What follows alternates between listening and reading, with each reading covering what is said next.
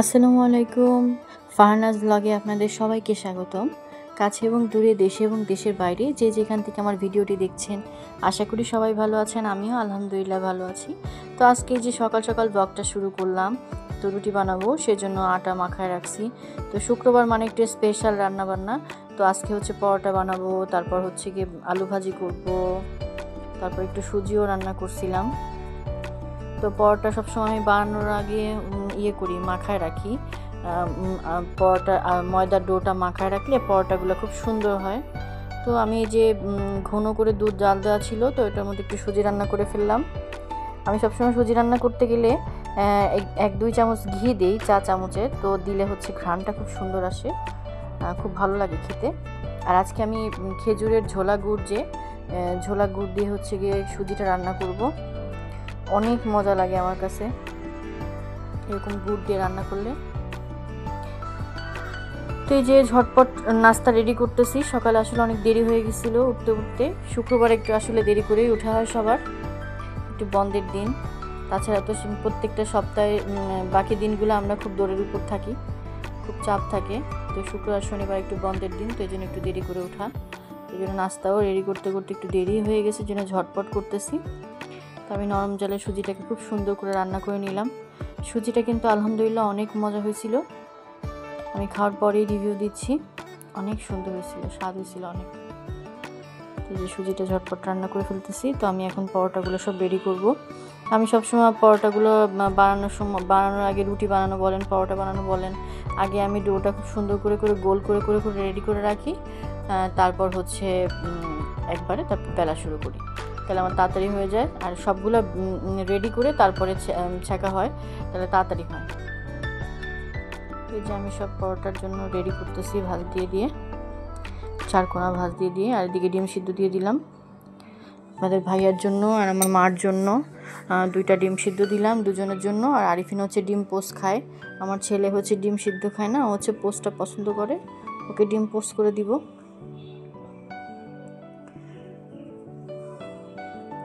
তো আমি একে একে সব রেডি করে নিলাম।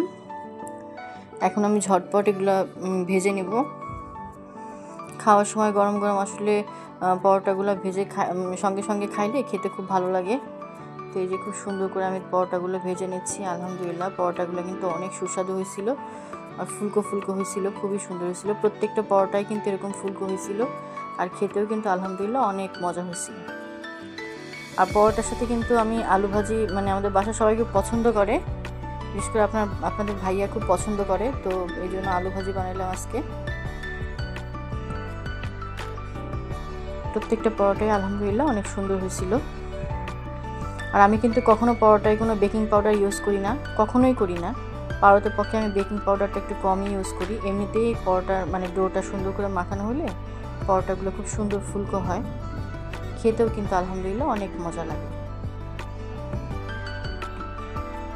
তো একে একে আমি সব পরোটাগুলো ভেজে নেব। এদিকে ভাজিও হয়ে গেছে, সুজি রান্নাও কমপ্লিট। তো নাস্তা একদম ঝটপট রেডি, এখন শুধু খাওয়ার পালা।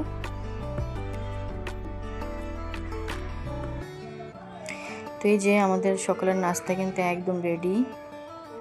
তো এখন আমরা ঝটপট খেয়ে নিব আলহামদুলিল্লাহ। তো নাস্তা খাওয়ার পরে যে আপনাদের ভাইয়া, আমার ছেলে নামাজ পড়তে যাবে, তো আপনাদের ভাইয়াকে একটু ছাতুর শরবত গুলাই দিচ্ছিলাম।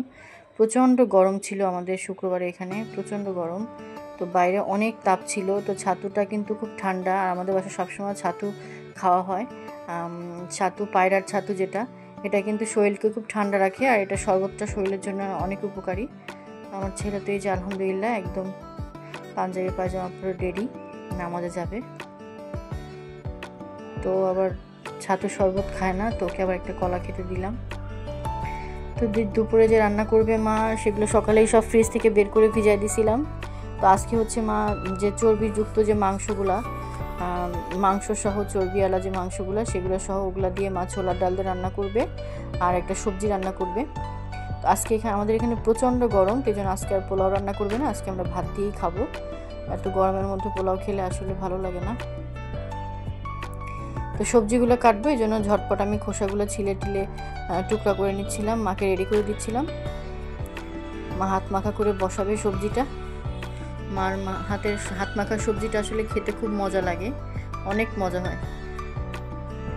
আমি হাজার চেষ্টা করলেও মার মতো স্বাদ হয় না, আসলে সত্যি কথা যেটা। মার হাতের রান্নার মজাই আলাদা। তো এই যে আমি মাকে টুকরা করে করে সব রেডি করে দিচ্ছিলাম। তো এই যে সবজিগুলো খুব সুন্দর করে সব টুকরা করে দিচ্ছিলাম আমি। মা রান্না করবে, একটু গুছাই দিলে একটু তাড়াতাড়ি হয় আর কি।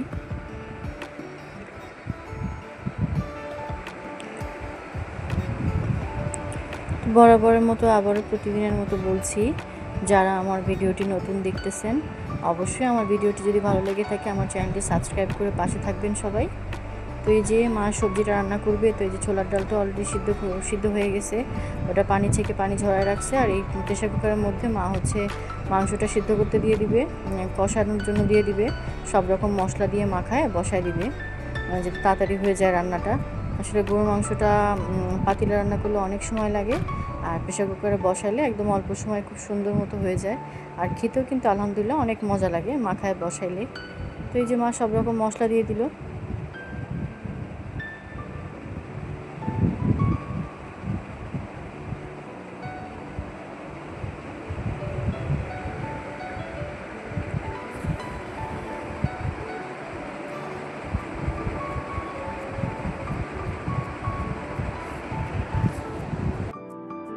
মাংসটা সুন্দর করে বসায় দিল। এখন বসানোর জন্য মা সব কিছু দিয়ে দিচ্ছে, মশলাটা দিয়ে যে সুন্দর করে মাখায় তারপর বসায় দিবে সিদ্ধ করার জন্য, দিয়ে তারপর সবজিটা বসাবে মা।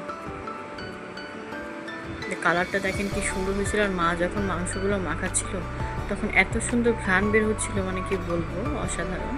তো এটা বসায় দিল মা, বসায় দিয়ে মা সবজিটাও হাত মাখা করে বসায় দিবে। যেহেতু শুক্রবার তো ঝটপট নামাজ পড়ে চলে আসবে, তো তার আগে ঝটপট রান্না করে নিচ্ছিলাম আমরা, তাড়াতাড়ি হয়ে যায়। তো কাঁঠালি বিচিগুলো মা সুন্দর করে একটু ভাঙা ভাঙা করে ছেঁচে তারপর খোসাগুলো সব উঠায় নিয়ে সুন্দর করে ধুয়ে নিয়ে পানির মধ্যে রাখছিল। কাঁঠালি বিচির কষগুলো খুব সুন্দর করে বের করে পানির মধ্যে রেখে দিছিল। আর এদিকে যে মা আজকে সরষের তেল দিয়ে রান্না করতেছে, সরিষার তেল দিয়ে হাত ভাঙা করে সবজিটা বসাচ্ছে। তো সব রকম মশলা দিয়ে যে পেঁয়াজ মরিচ দিয়ে মাখায়, এখন সবজিটাও মাখায় নিবে মা। প্রথমে কাঁঠালি বিচিগুলো মাখায় নেবে, তারপর সবজিগুলো দিয়ে মাখায়, তারপর পরিমাণ মতো পানি দিয়ে বসায় দিবে। তো এতে কিন্তু খুব বেশি পানি দিবে না মা, সবসময় সবজিতে একটু হাত মাখা করে মানে রান্না করে, তো অল্প 1 কাপ পরিমাণ পানি দিলেই হয়, খুব বেশি পানি লাগে না। যেহেতু ধুন্দল একটু নরম সবজি, এটাতে অলরেডি এমনি পানি ছাড়ে অনেক, পানি কম দিলেই চলবে। আলহামদুলিল্লাহ সবজি কিন্তু অনেক মজা হয়েছিল। আর এভাবে হাত মাখা করে আসলে সবজি রান্না করলে খুবই মজা লাগে, আর একদমই ইজি, যে কেউই ট্রাই করলে এটা পারবেন, একদমই সহজ।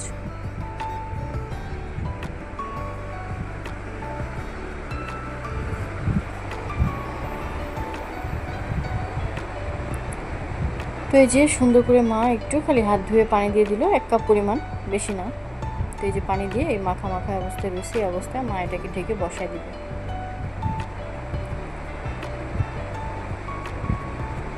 তো সবজিটা এই যে হাত মাখা করে রেডি করে বসাইতে বসাইতে অলরেডি কিন্তু ওদিকে গরু মাংসটা সিদ্ধ হয়ে গেছে।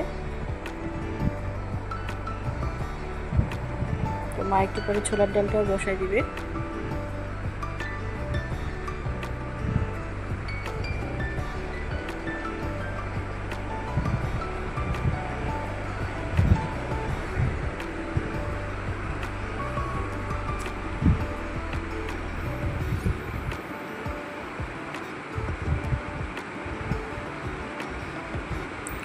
তো এদিকে মা সবজি বসাইছে, আর এদিকে আমি এদিকে চলে আসছি রুমে। প্রত্যেকটা রুমের চাদরগুলো একটু সুন্দর করে টান টান করে আর একটু ঝাড়ু দিয়ে নিচ্ছিলাম, ঝাড়ু দেওয়ার আগে আলগা ময়লাগুলো যাতে পড়ে যায়। আর বাইরে দেখেন কি পরিমাণ রোদ, তো পর্দা একদম সব দিয়ে একদম জানলা টানলা আটকাই দিয়েছিলাম যাতে ঘরটা ঠান্ডা থাকে। প্রচণ্ড তাপ বাইরে, অনেক গরম, আমার গাছগুলো রোদ্রে একদম ঝলমল করতেছে, খুব ভালো লাগতেছিল। তো ওদিকে গাছে পানি দিয়ে এসে আমি এদিকে কাপড়গুলো মেশিনে দিয়ে দিলাম।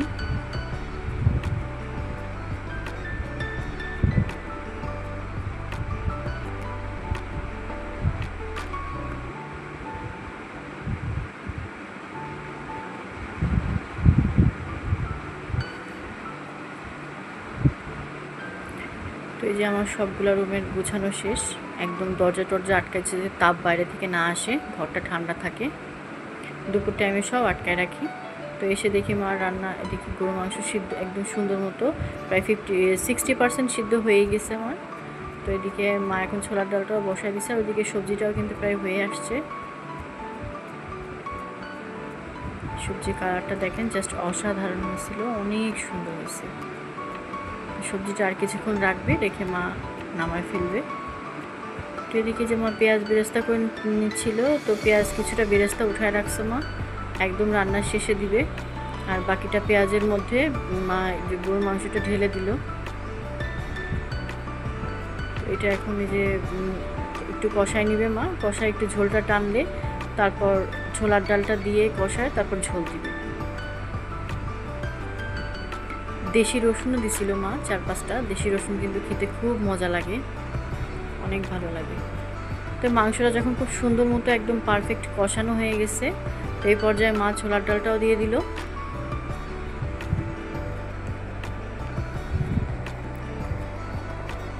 ছোলার ডালটা দিয়ে এখন সুন্দর মতো এটাকে একটু কষায় নেবে, কষায় নিয়ে তারপরে একদম ঝোল দিয়ে দিবে, কড়াই ভরে ঝোল দিয়ে দিবে। কারণ ছোলার ডালে কিন্তু প্রচুর পানি টেনে নেয়, তো একটু বেশি করে ঝোল দেওয়া লাগবে, নাহলে একদম শুকনো শুকনো হয়ে যাবে। সুন্দর মতো নেড়ে চেড়ে মা কষায় নিচ্ছিল। আমাদের এই কড়াইটা কিন্তু অনেক মোটা, সহজে নিচে লেগে যায় না, অনেক মোটা আর অনেক সুন্দর। আর যে কড়াইতে সবজি বসাইছে মা, ওইটা অনেক কালো একটা কড়াই, কিন্তু ওইটা অনেক আগের কড়াই, কিন্তু কড়াইটা অনেক সুন্দর, একদম মাছ টাছ ভাজলে একদম তেলের মতো উঠে আসে। এই জন্য ওই কড়াইটাও ফেলা হয় না আমাদের, ওই কড়াইটাও রেখে দেওয়া হয়েছে মাছ ভাজার জন্য। ওইটা খুব সুন্দর, পারফেক্ট, অনেক ভালো, সুন্দর মাছ ভাজা যায় ওটা দিয়ে। তো এই যে মা গরম পানি দিয়ে দিল, পানিটা কিন্তু গরম করে দিবেন সবাই, খুব ভালো লাগে, গরম করে দিলে তরকারিটার স্বাদটা আরও দ্বিগুণ হয়ে যায়, ভালো লাগে, পানসা লাগে না। তো যে প্রেশার কুকারে মা মাংসটা সিদ্ধ করছিল, সেই প্রেশার কুকারেই হচ্ছে মা পানি গরম দিছে, যাতে ঝোলগুলো যেন একদম সুন্দর মতো উঠে আসে, একটু যেন নষ্ট না হয়। তো এই যে ওদিকে সবজিও হয়ে গেছে, আর এদিকে ছোলার ডালটাও কিন্তু আলহামদুলিল্লাহ একদম কমপ্লিট।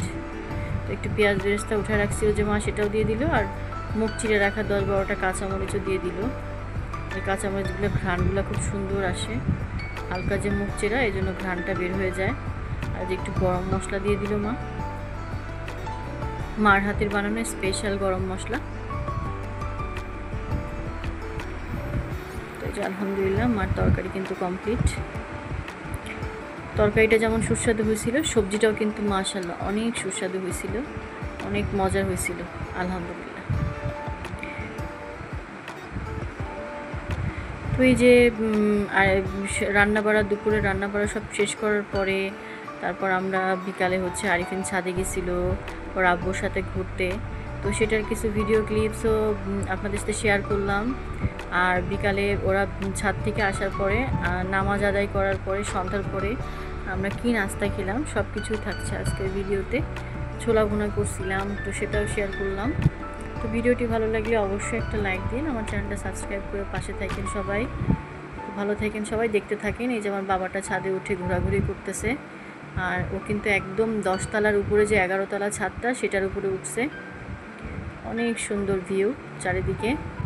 তো সেটা একটু শেয়ার করলাম, এই জন্য খুবই সুন্দর, মানে 10 তলার উপর থেকে চারিদিকের পুরো ভিউটা খুবই সুন্দর আসে, অনেক ভালো লাগে।